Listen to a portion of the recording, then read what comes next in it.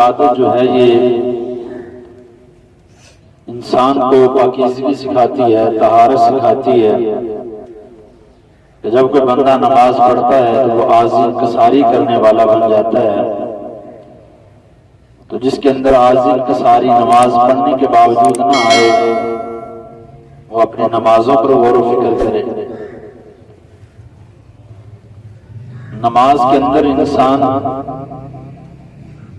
قرب خدا بندی پاتا ہے۔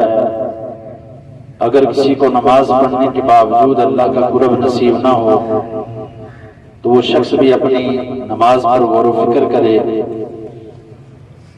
نماز اللہ رب العزت کے ساتھ ہم کلامی کا ذریعہ ہے۔ اگر کوئی شخص خود کو اس مقام پر محسوس نہیں کرتا تو وہ بھی اپنی نمازوں پر غور و فکر کرے۔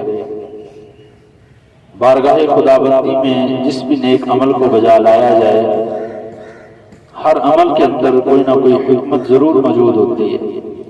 اسی طرح سے اگر ہم روزہ رکھتے ہیں تو روزہ ہمیں ہمارے جسم کی خیرات نظر آتا ہے، ہمارے جسم کا صدقہ نظر آتا ہے کہ جو انسان روزے رکھتا ہے وہ ایسی ہے جیسے اپنی جان کا صدقہ دے رہا ہو۔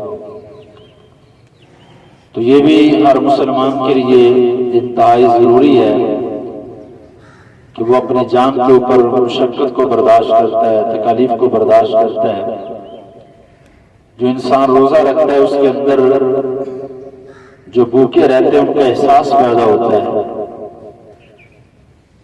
جتنے بھی ہم اسلام کے ارکان ان کے اوپر غور و فکر کریں تو ان کے اندر بہت سی حکمتیں پوشیدہ ہیں۔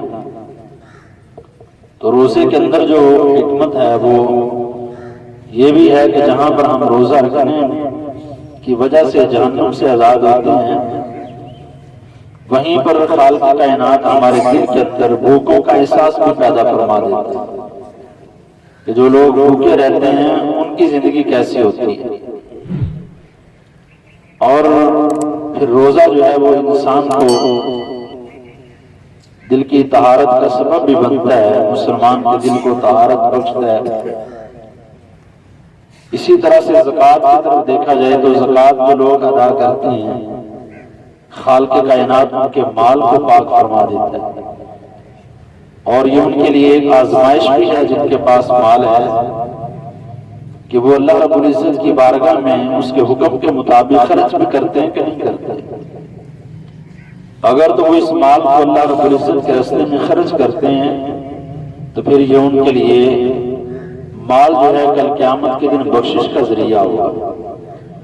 اگر کوئی انسان مال تو رکھتا ہے لیکن اس کو رائے خدا میں خرچ نہیں کرتا، اس کی زکوٰۃ ادا نہیں کرتا، اس میں سے صدقہ نہیں کرتا، تو یہی مال کل قیامت کے دن اس کے لیے وبال جان بن جائے گا۔ پھر انسان سوچے گا کاش میں اس مال کو جمع نہ کرتا، لیکن کل قیامت کا دن تو کاش کے بالکل جو ہے وہ قائل ہی نہیں ہے کہ تم کل کاش ہو، تو پھر وہ کل کو نہیں مانے گا۔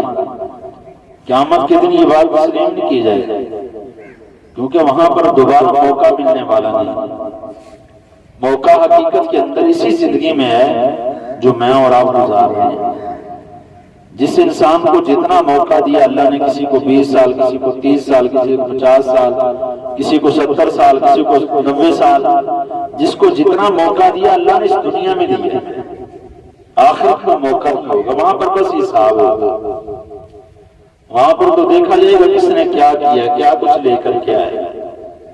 تو اس لیے میرا بھائی ہم اپنے اعمال پر غور و فکر کریں کہ ہم کہاں جا رہے ہیں، کیا کر رہے ہیں، کیسی زندگی بسر کر رہے ہیں۔